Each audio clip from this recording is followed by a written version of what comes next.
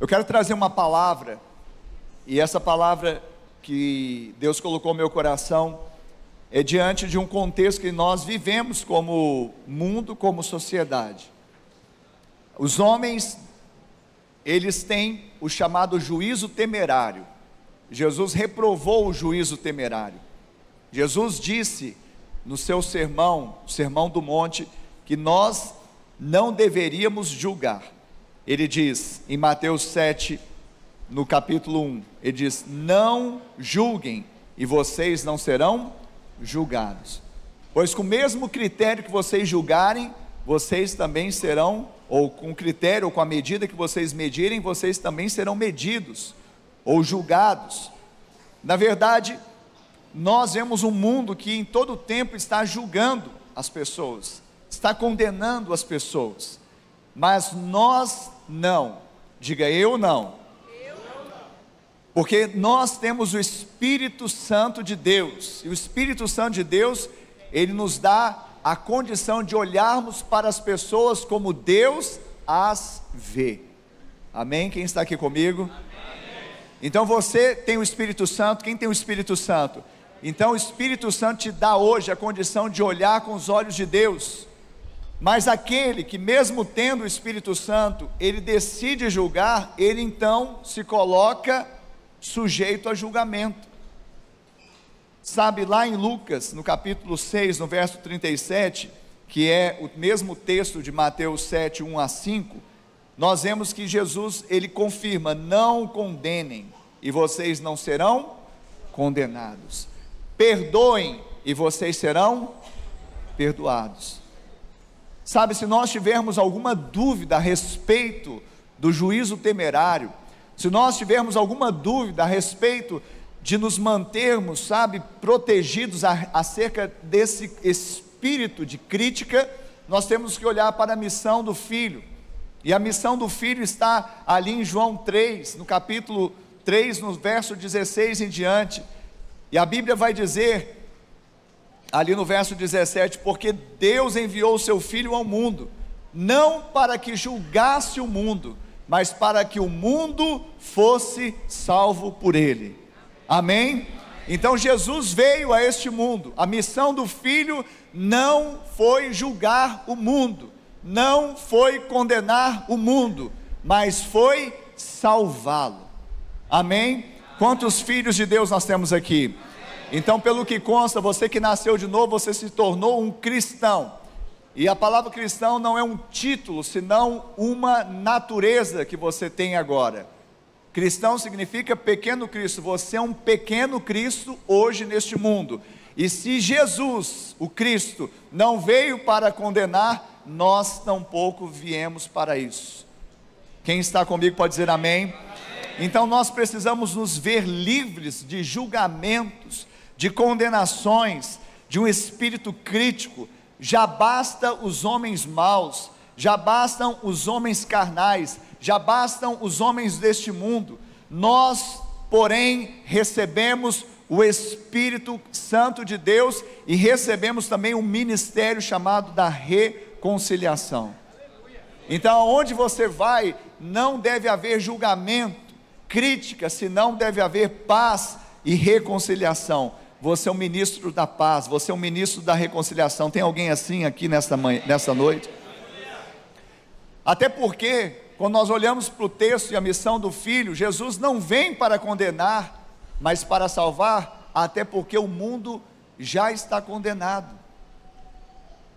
Aquele que crê não será julgado, o que não crê já está julgado, porque não creu no nome do unigênito Filho de Deus. Então o mundo que não creu já está julgado, já está condenado. Então hoje a nossa vida precisa ser diferente. Nós devemos ser luzeiro neste mundo, devemos ser sal desta terra, porque já existe um julgamento sobre este mundo. E o julgamento é este, que a luz veio ao mundo, a luz que é Cristo, e os homens amaram mais as trevas do que a luz, porque as suas obras eram más. O gênero humano foi corrompido por causa do pecado, e a Bíblia diz que todos então pecaram. nós mesmos não podemos ou não somos capazes de julgar ninguém, porque quando julgamos, fazemos muitas vezes na carne, e o julgamento na carne, como Jesus ensina e estamos falando aqui, é temerário, é preocupante, e nos coloca debaixo também de juízo e julgamento, porque usamos muitas vezes critérios humanos, tal qual a aparência. Deus vê o coração, o homem vê apenas a aparência. Nós julgamos muitas vezes como homens, por meio da paixão. Por isso fala, somos passionais, porque movido pelo coração enganoso, pela paixão, pela emoção, nós fazemos juízo de valor. Nós muitas vezes usamos inclusive critérios mais objetivos, como a razão, segundo a nossa ótica, e finalmente um critério humano que as pessoas usam, que nós não devemos usar, é o espírito de crítica. Há pessoas que têm um espírito de crítica, elas somente veem o que é errado, ou supostamente que acham que é errado, elas não conseguem exalar a bondade, a misericórdia, a compaixão. Ainda que haja um erro, ainda que haja uma falha, ainda que haja uma transgressão, o seu olhar precisa ser um olhar bom. Jesus ensinou que nossos olhos devem ser bons, porque se forem, todo o nosso corpo será luminoso. Muitas vezes nós esperamos ter um quadro bem pintado, uma cena boa, uma condição excelente para podermos olhar com olhos bons, mas Jesus não disse isso. Ele disse, os nossos olhos precisam ser bons. Se eles forem bons, todo o nosso corpo será luminoso, sairá a luz, iluminará, e nós poderemos então viver uma vida sábia.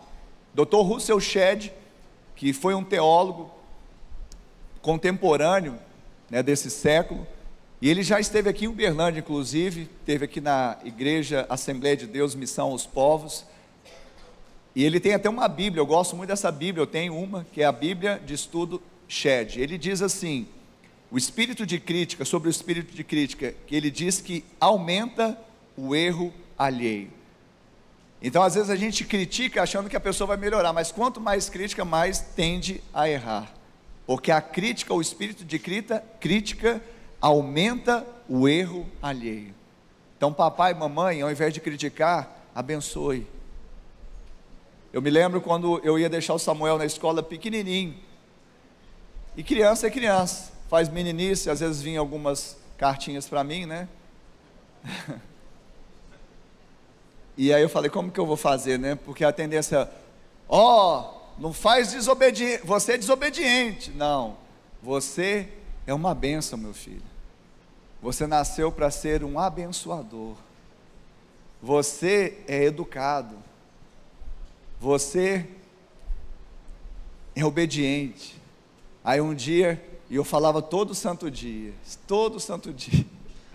Aí quando eu chegava, ele ia descer, eu falava. Aí um dia ele não esperou falar, ele falou assim, pai, eu sou obediente. Eu sou bondoso. Aí ele fez um neologismo, ele inventou assim, e eu sou louvador do Senhor. Eu falei assim, gostei dessa palavra, louvador do Senhor. Amém, Jesus? Amém. Porque o espírito de crítica aumenta o erro alheio.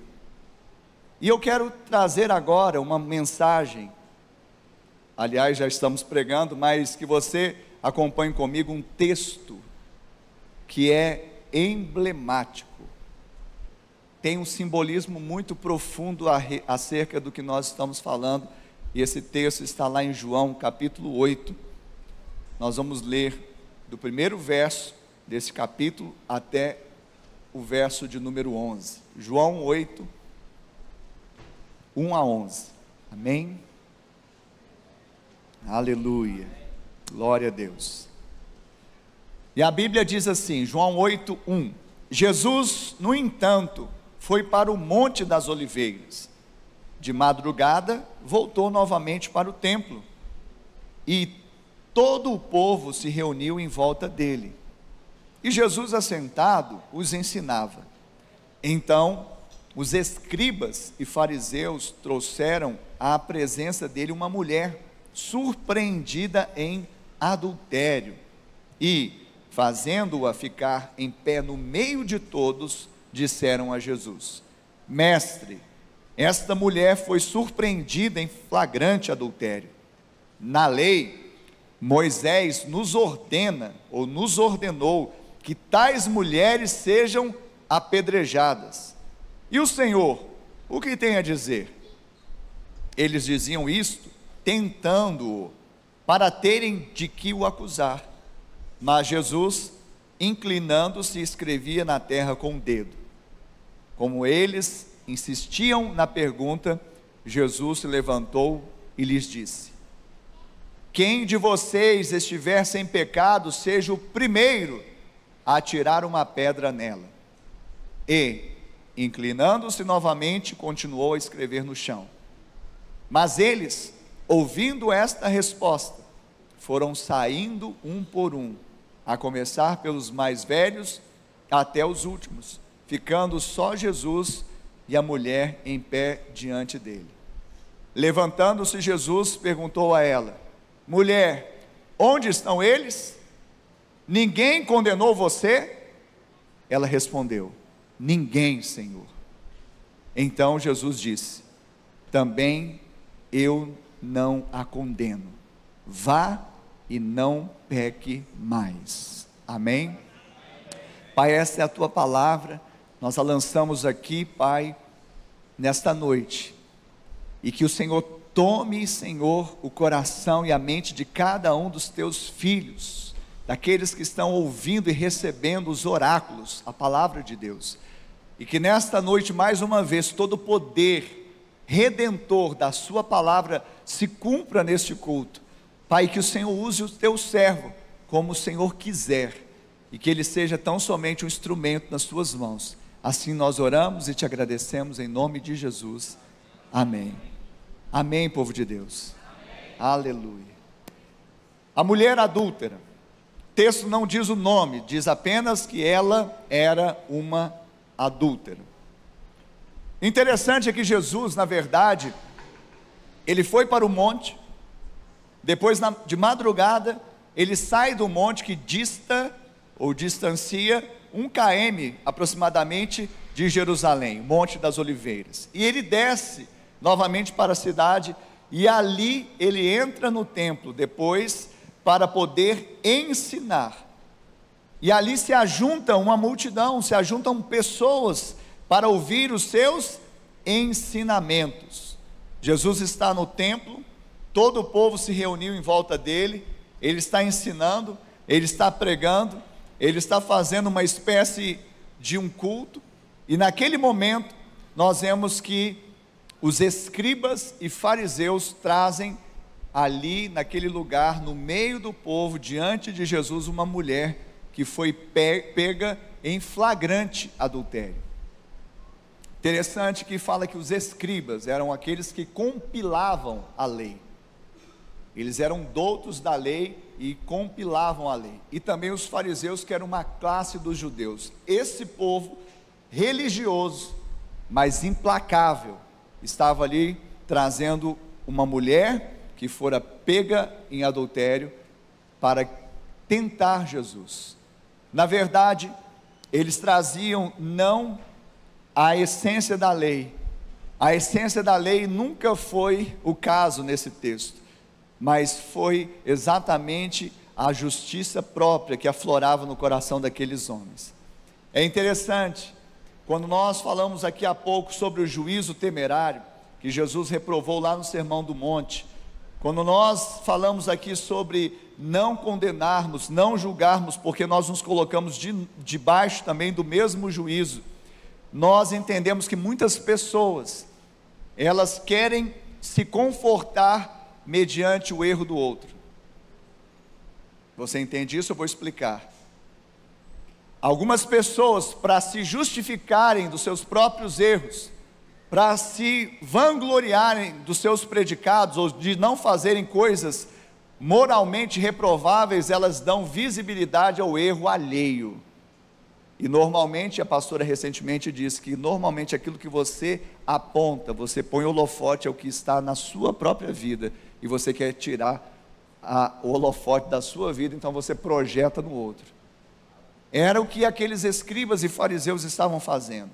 Eu acho interessante, estava lendo um pregador do século XIX chamado J.N. Darby. Ele escreve dizendo: encontrar uma pessoa pior conforta e acalma o coração depravado do homem. Ele pensa que o pecado maior de alguém justifica a ele próprio, e enquanto acusa veementemente, censura o outro, esquece do seu próprio pecado. Ele até se alegra na iniquidade. Isso é terrível, porque na verdade aqui não existe, nem passou perto a misericórdia. Diga misericórdia. E a palavra misericórdia vem mesocardia, do meio do coração. Você e eu somos, cristãos, nascemos de novo, e pelo que consta temos um novo coração. Aquele coração de pedra implacável jaz. Agora você tem um coração macio de carne, e dentro dele tem a compaixão. Você é misericordioso. Não vamos encontrar uma pessoa pior para confortar e acalmar o nosso coração depravado. Não vamos pensar que o pecado maior de alguém justifica o nosso próprio. Não vamos fazer isso, porque nós nos alegramos não na iniquidade, mas na graça que Deus derramou na nossa própria vida, e pode derramar na vida de qualquer um que receber e crer. Quantos recebem e creem? Então nós precisamos saber disso, porque na verdade a Bíblia diz que não há um justo, nenhum sequer.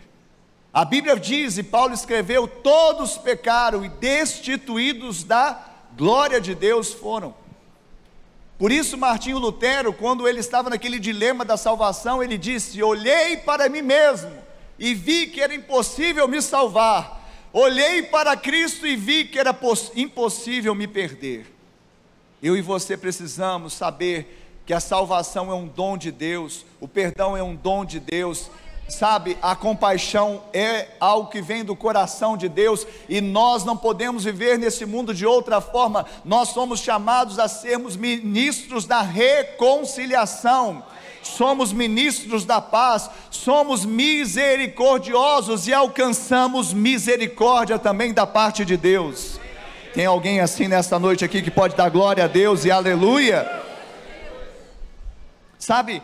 Esse texto fala de um coração implacável daqueles religiosos, que nada queriam saber a respeito daquela mulher, a não ser acusá-la. E o interessante, intrigante, porque a lei fala que não era apenas a mulher pega em adultério que seria sujeita à morte por apedrejamento, mas o homem também. E onde estava o homem? Amém. Esse aqui foi só para testar, para ver se o microfone está bom, viu? Amém. Está muito bom. Aleluia. Você pode dar um glória a Deus? E aquele voz de muitas águas aí, Jorge? Faz aí aquele.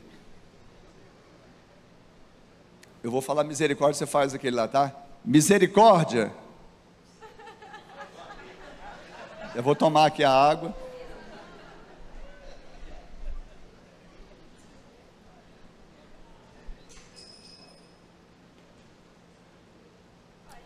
Misericórdia.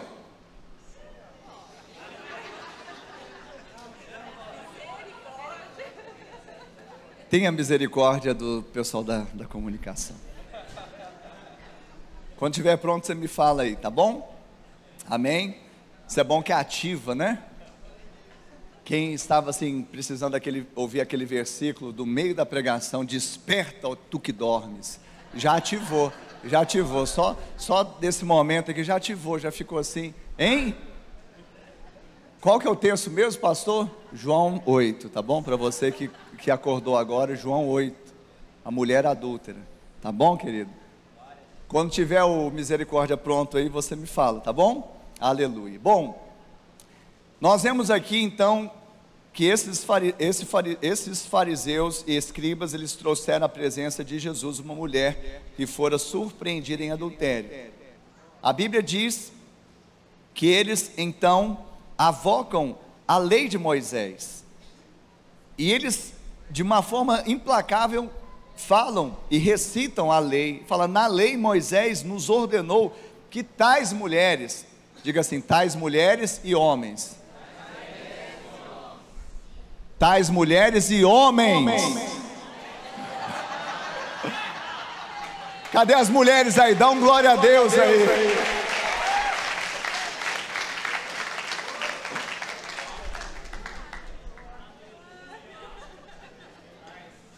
Esse povo era machista, gente. Por isso que teve que ter um eco, voz de muitas águas, homens. Porque cadê o homem aqui, adúltero? Amém, Jesus? E eles avocam então a lei mosaica. Eles falam, Moisés ordenou. Está escrito. Está escrito.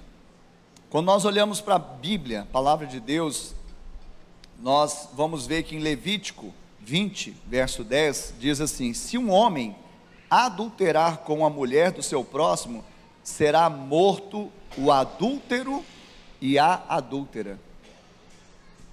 Ou seja, estava escrito. E depois, em Deuteronômio, capítulo 17, verso 7, e Deuteronômio significa segunda lei, ou seja, a ratificação da lei, para o povo que ia entrar na terra, também não adultere. Até porque está no decálogo, lá em Êxodo 20, mas voltamos aqui ao texto. Então nós vemos que eles então perguntam, e o Senhor, o que tem a dizer? Essa pergunta não era porque eles queriam aprender, não é porque eles tinham um coração aprendiz, não é porque eles tinham misericórdia, não é porque eles queriam, sabe, uma revelação de Jesus, não, eles queriam tentar Jesus, eles queriam experimentar Jesus, eles queriam fazer um laço, uma armadilha, porque de fato, se Jesus diz que não, ele estaria contrariando a lei, e Jesus cumpriu toda a lei e os profetas. Mas se por outro lado, ele dissesse que não, que sim, se ele dissesse que não, então ele estaria invalidando a lei, não precisa fazer nada, não apedreje a mulher, não cumpra a lei. Então ele teria um problema com aquele público que estava sendo ensinado a lei de Deus, estava ensinando aquilo que o Senhor deseja, e sobretudo ele mesmo era cumpridor da lei. Mas preste atenção, se ele dissesse que sim, deveria cumprir a lei, ele teria problema com aquele público, aquelas pessoas que esperavam o que do coração dele? Diga, misericórdia. E outro problema que ele teria também, subjacente, que é problema com Roma. No caso de falar para condenar a mulher, era a pena capital, e a única autoridade que tinha esse dispositivo na mão, essa autoridade de propor e executar uma pena capital, ou seja, pena de morte, na Palestina naquela época, era o governo romano. Então veja que eles então colocam Jesus numa espreita, porém Jesus é Deus. Diga, Jesus é Deus. Diga assim, 100% Deus, 100% homem. E Jesus então, ele, enquanto era tentado por esses homens religiosos, tentando, sabe, para o acusar, para ter do que o acusar e prendê-lo, Jesus, ele começa a fazer algo inusitado. Ele se inclina e começa a escrever com o dedo na terra. É interessante, é intrigante esse momento. Existem tradições religiosas que não são comprovadas, não há registro bíblico, mas são tradições que diz que Jesus, quando se inclinou e começou a escrever com o seu dedo na terra, ele estava escrevendo o quê? Os pecados daqueles homens, dos fariseus, dos escribas e daquelas pessoas que estavam ali à sua volta. Não temos relato bíblico disso. Se ele escreveu isso ou não, de qualquer forma, ele já sabia sobre o pecado de cada um deles. Sabe, quando ele faz esse gesto, é como se ele desse um tempo para que a própria consciência daqueles homens pudesse ser ativada, porque eles ainda estavam cheios de si, cheios de justiça própria e ainda tramando contra Jesus. Tanto é que no verso 7, eles insistem na pergunta, e aí Jesus se levanta e lhes diz: quem de vocês estiver sem pecado, seja o primeiro a tirar uma pedra nela.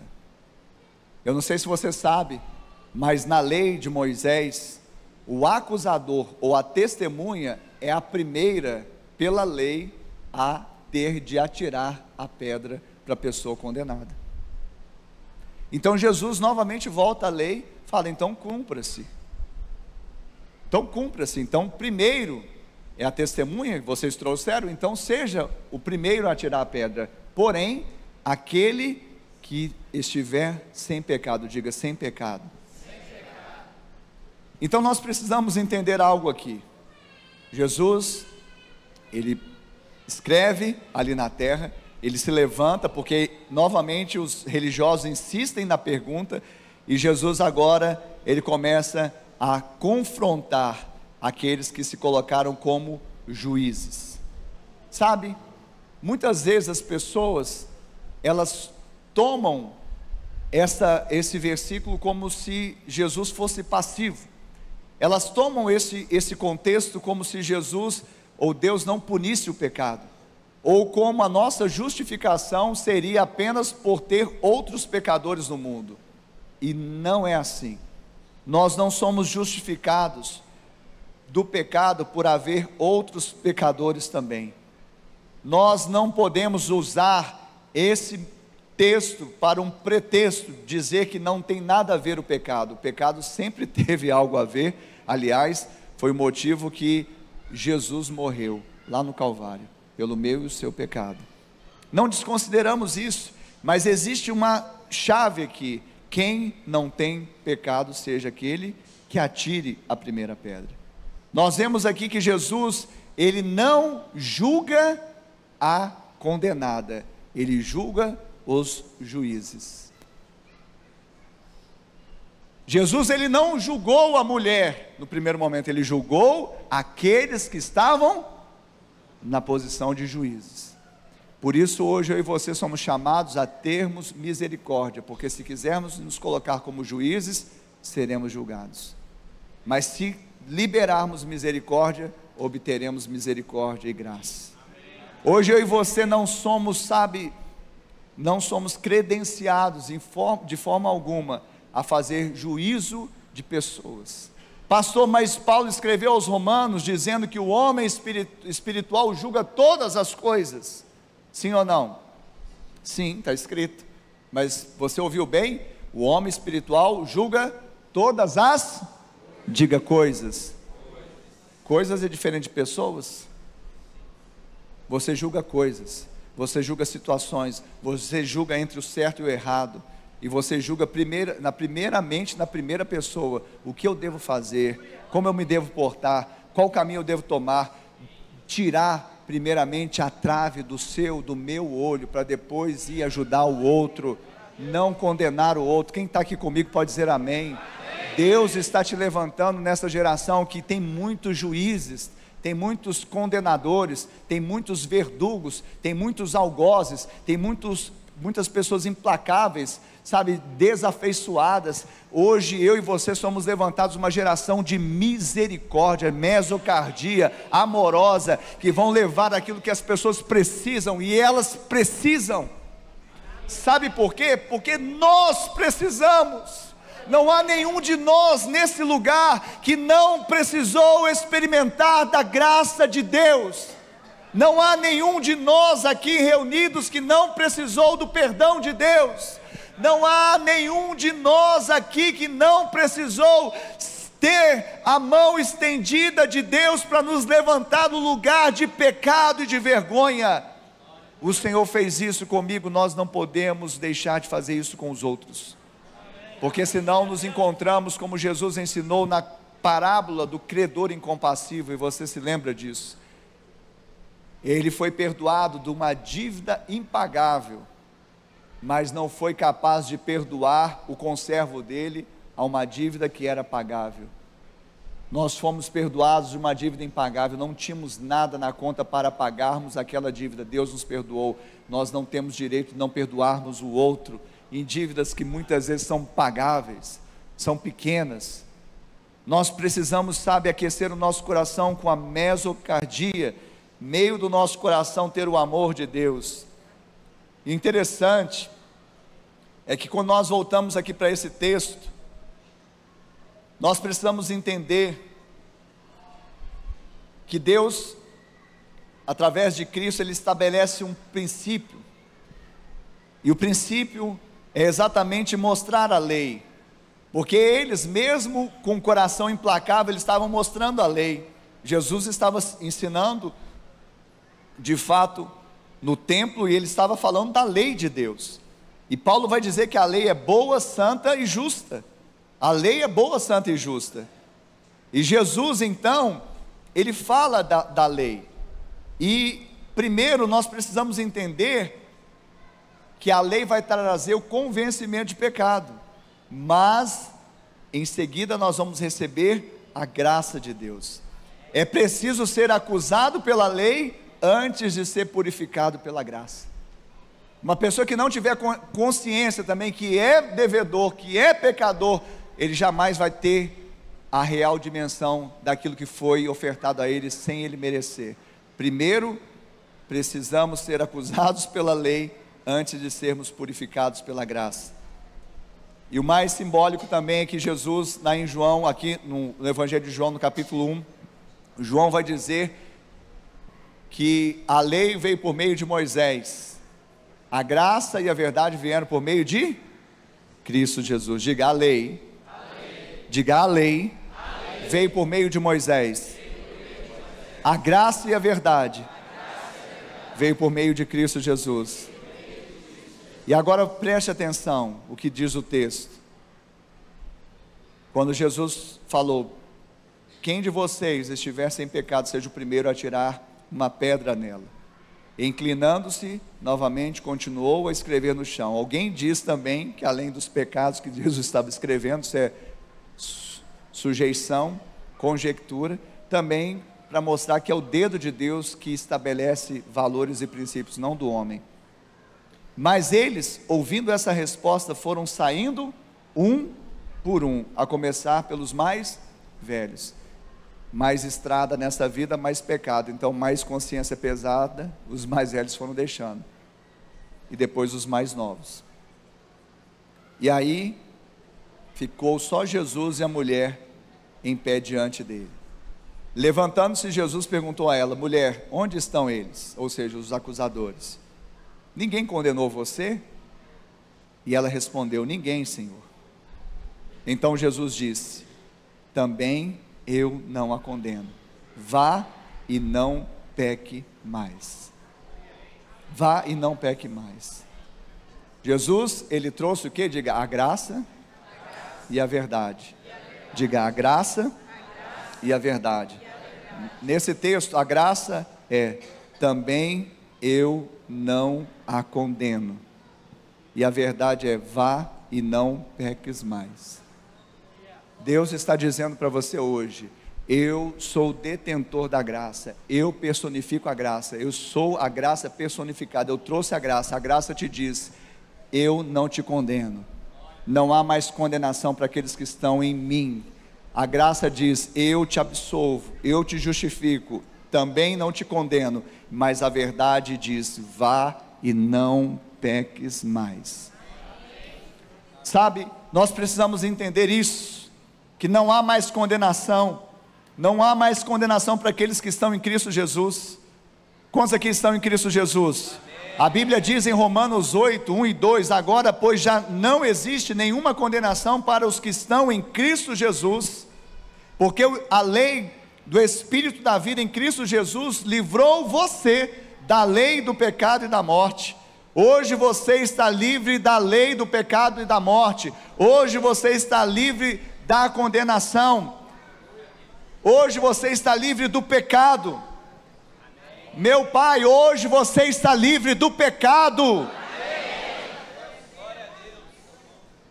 Sabe, disseram para Paulo E Paulo tornou uma pergunta retórica: que diremos então? Continuaremos no pecado para que a graça aumente? Ele disse: não, de modo nenhum. Como viveremos ainda no pecado, nós que já morremos para ele? Você está morto para o pecado. Cristo ofertou a graça, Cristo te levantou do monturo, Cristo te levantou da iniquidade, Cristo mudou a sua natureza, Cristo mudou o seu coração, Cristo mudou a sua mente, Cristo mudou as suas vestes. Você está livre do pecado. Você já está morto para ele, não há mais condenação. Paulo vai dizer ainda aos Romanos, no capítulo 6, no verso 14: porque o pecado não terá domínio sobre vocês. O pecado não terá domínio sobre vocês, pois vocês não estão debaixo da lei, do Espírito, a lei do pecado e da morte. A lei diz: vai morrer, mas a graça diz: Jesus já morreu, você está livre do pecado. Porque você não está mais debaixo da lei, sim da graça. O pecado não tem mais domínio sobre você. Esta é a verdade. Pastor, mas é tão difícil encarar a segunda-feira. É tão bom ser crente no domingo, é tão bom receber essa palavra, é tão bom louvar e adorar com esses ministros aqui do louvor, da adoração, é tão bom carregar a arca com eles aqui na casa do Pai, é tão bom, parece que eu sou arrebatado como Paulo ao terceiro céu, eu sinto uma áurea de glória, eu sinto poder, mas na segunda-feira, pastor, é difícil não pecar. Ei, deve ser difícil pecar. Não pecar. Você já foi projetado para não pecar, porque você está debaixo da graça. O pecado não terá domínio sobre você. Mas sabe o que acontece? É o fatalismo que está no coração até de muitos crentes. Ah, pastor, amanhã é segunda. O que tem? Hoje é domingo, amanhã é segunda. Amanhã eu vou ter que enfrentar lá no meu trabalho umas situações, eu vou ter que voltar para minha casa, vou ter que isso e aquilo. Ei, deixa eu te falar, o Senhor está te dizendo a mesma coisa que Ele disse para aquela mulher, porque aquela mulher, na verdade, ela simboliza cada um de nós. Nós não podemos olhar para aquela mulher achando que essa é a terceira pessoa depois de ninguém, é uma pessoa, sabe, alheia, é uma pessoa assim vil, é uma pessoa desonesta, uma pessoa, sabe, não, porque se fizermos isso, nós estamos como aqueles escribas e fariseus. Nós somos aquela mulher. Nós éramos como aquela mulher, mas hoje nós precisamos entender que o Senhor já nos resgatou, e Ele já nos deu a graça, e Ele está dizendo para mim e para você: vai e não peques mais. E Jesus já falou isso para outra pessoa. A Bíblia diz que lá no tanque de Betesda, depois de ter curado aquele paralítico, depois Ele diz, quando eles se encontram no templo: não peques mais, para que não lhe suceda coisa pior, porque pior do que uma doença é o pecado. Deus te preparou, projetou em Cristo Jesus para não pecar. Eu sei que é difícil processar isso, porque nós temos a nossa humanidade diz assim: vai acontecer. Deixa eu te ensinar algo. Fala assim: se acontecer. É diferente? Vai acontecer de se acontecer. Vai acontecer é fatalismo, eu já entregar os pontos. O se acontecer é eu saber que Ele me fez e me projetou para vencer, para não pecar. Mas se acontecer, eu tenho um advogado.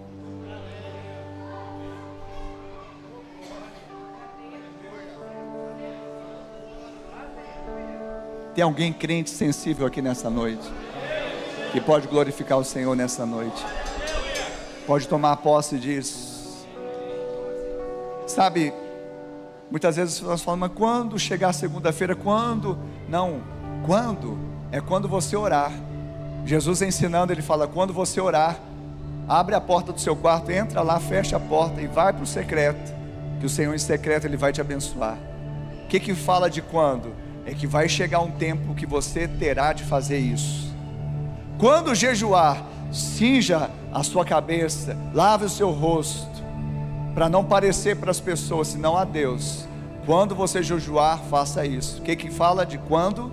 É que vai chegar um tempo, inevitavelmente, que você deverá fazer aquilo. Mas no tocante ao pecado, há um texto. O texto está lá na primeira carta do apóstolo João, no capítulo 2, no verso 1, diz assim: meus filhinhos, escrevo-lhes estas coisas para que vocês não pequem. Mas se alguém pecar, o que ele disse? Diga se. Mas se alguém pecar, diga se.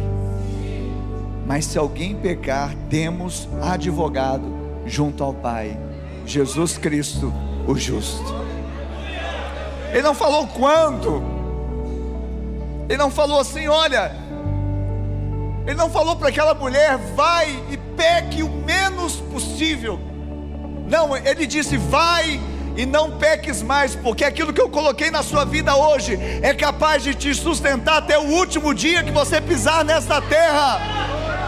Oh, vai e não peques mais. Vai e não peques mais. Não é vai e peque o menos possível. Não é fatalismo. Não é fatalismo, é se. Sabe? Porque talvez tenha alguém que é pródigo. Pastor, você não está entendendo minha vida. Eu estou longe, estou distante. O Pai está feliz que você está aqui hoje. E vai ter festa aqui hoje, porque Ele está de braços abertos. Não mudou nada, Ele continua te amando com amor eterno. Eu quero te falar que o prazo de validade pelo que consta, é eterno. Então, descansa, volta. Sabe, nós precisamos entender que Jesus não é hilário. Ele não brinca com as emoções das pessoas. E quando Jesus falou para aquela mulher, dizendo, vai, não peque mais, é literalmente isso que poderia acontecer na vida daquela mulher. E quantas vezes nós ficamos refém de falar que não, vai pecar mesmo. Aí eu vivo debaixo da lei, do pecado e da morte. E aí eu vivo em derrota. Mas quando eu sei que sou amado, independentemente dos meus acertos e erros, aí eu me empodero a fazer aquilo que Deus quer que eu faça. Que Ele não está pedindo para você fazer, mas Ele está pedindo para você ser. Ele não está pedindo para você, sabe, ter uma performance de fazer tantas coisas indulgentes, mas Ele está especialmente te desafiando, me desafiando a crer. Sabe por quê? Porque quando nós cremos no unigênito Filho de Deus, nós saímos debaixo de condenação. E mais do que isso, nós cremos que nós temos tudo que nós precisamos para vencermos todos os dias até o dia de Cristo. Por isso o pecado, sabe o que é pecado? Na vida do crente, Paulo escreveu aos Romanos capítulo 14, no finalzinho do capítulo ele vai dizer, tudo que não provém de fé é pecado. Por isso eu e você, enquanto andamos por fé, nós não pecamos.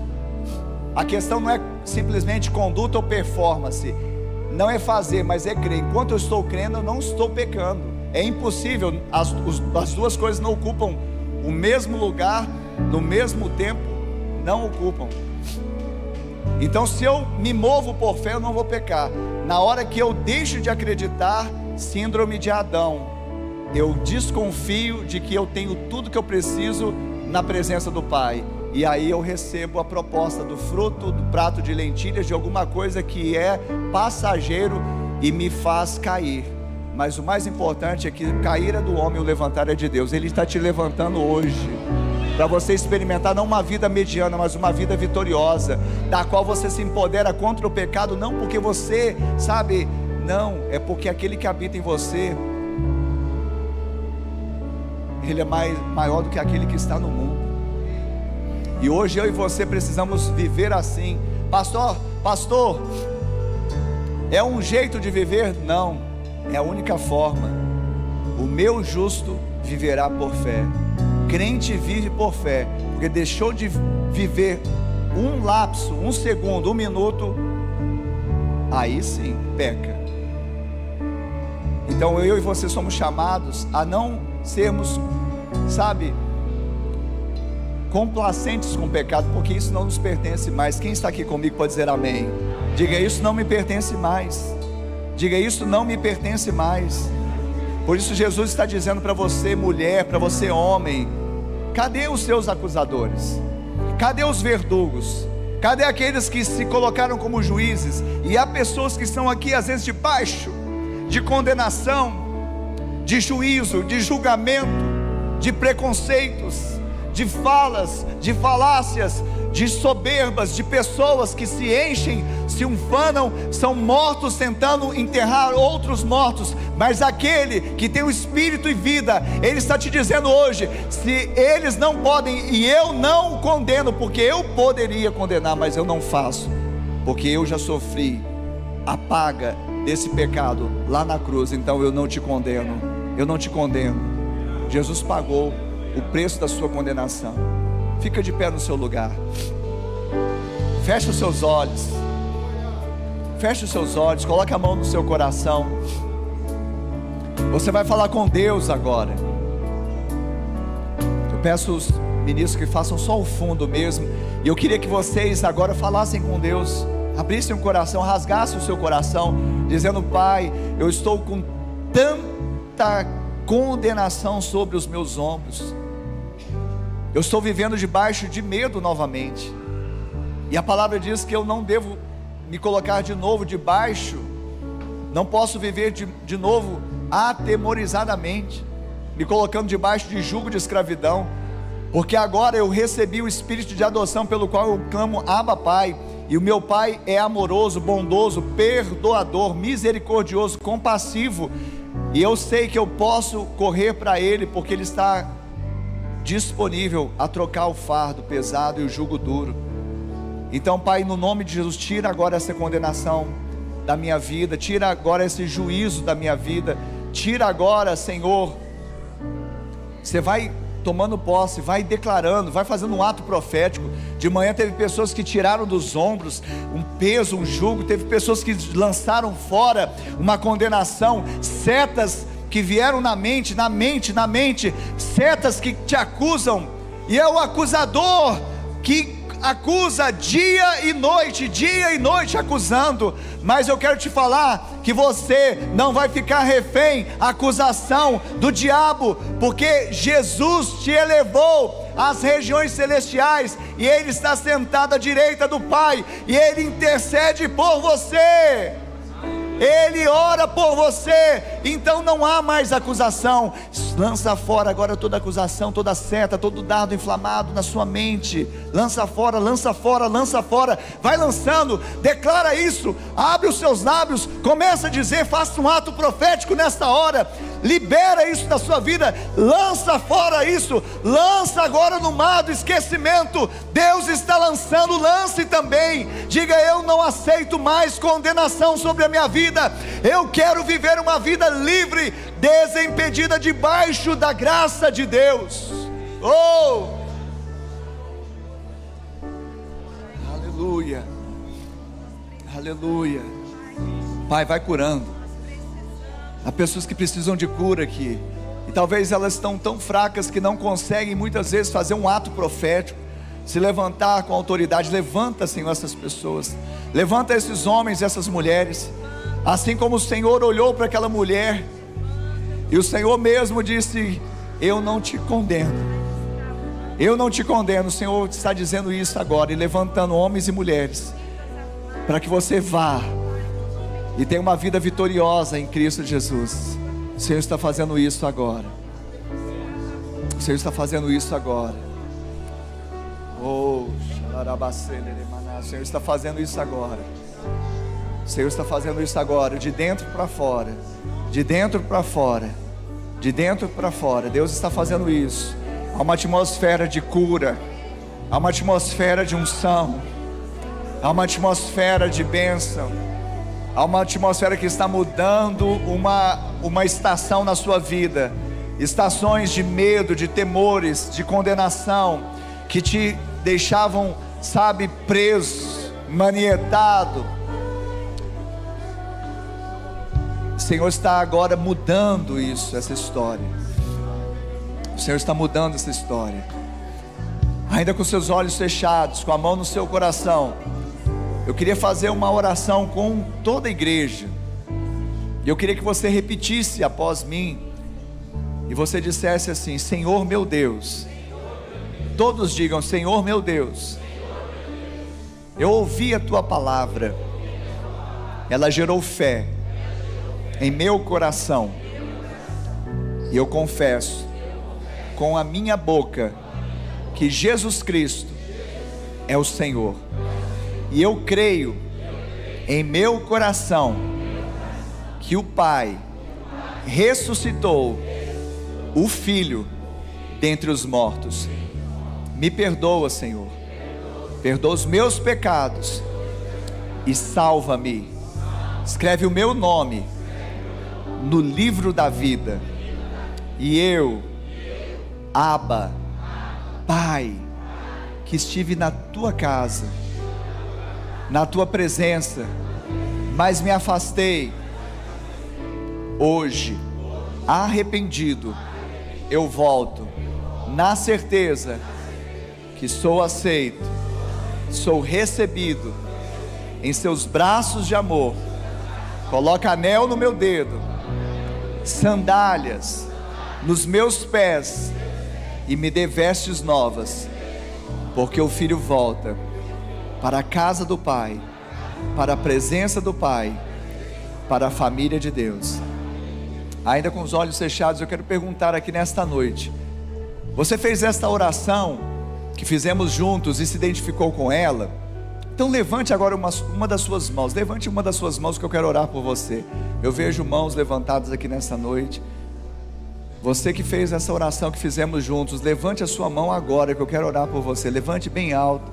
Eu queria que você que está do lado dessa pessoa pudesse abraçá-la, pudesse dizer: olha, essa é a decisão mais importante que você pode tomar na sua vida. Eu quero pedir agora, vocês que levantaram as suas mãos, vocês que se identificaram com essa oração, vocês que estão dizendo: sou eu, é a minha história, é a minha vida, mas é a minha decisão, que você saísse do seu lugar agora, rapidamente, e viesse aqui à frente para orarmos juntos. Venham, venham, isso sem constrangimento. Você que levantou a sua mão, você que sentiu o seu coração arder, saia do seu lugar, venha aqui à frente. Isso, venha, nós vamos orar juntos. Fique aqui de frente para mim, por gentileza. Fique de frente para mim. Ajuda o irmão para ficar de frente para mim aqui. Isso, de frente aqui para mim. Isso, amém. Venham, vocês que levantaram as suas mãos. Amém, Jesus. Venham, há mais pessoas aqui, o Senhor está te chamando. É um tempo de Deus para você. Você que sentiu o seu coração arder, você sabe que o seu lugar não é aí, é aqui. Então venha. Pai, em nome de Jesus, nós abençoamos esse irmão precioso, e nós profetizamos que sobre ele não vale e não há mais condenação, porque não há mais para aqueles que estão em Cristo Jesus, o nosso Senhor. E a palavra do Senhor diz que também nada pode separá-lo do seu amor que está em Cristo. Nós declaramos, ó Deus, salvação, reconciliação, nós declaramos vida, e nós declaramos que o Senhor está com ele todos os dias até o fim. Nós profetizamos bênção hoje e sempre. Amém e amém. Amém. Eu queria que o Senhor recebesse um abraço da família de Deus. Pode ser? Tem uma parte dessa família que está aqui, ela é numerosa, mas nós vamos abraçá-lo agora. Vem também aqui. Eu vou contar até 3. Depois da contagem vocês vão se voltar para trás e receber um abraço da família de Deus. Amém? Vamos contar, família. 1, 2, 3. De braços abertos quero te receber. Filho, eu estava esperando você. Pra mim você é tudo que eu sonhei um dia. Eu te amo, yeah. De braços abertos quero te receber. Filho, eu estava esperando você. Pra mim você é tudo que eu sonhei um dia. Eu te amo.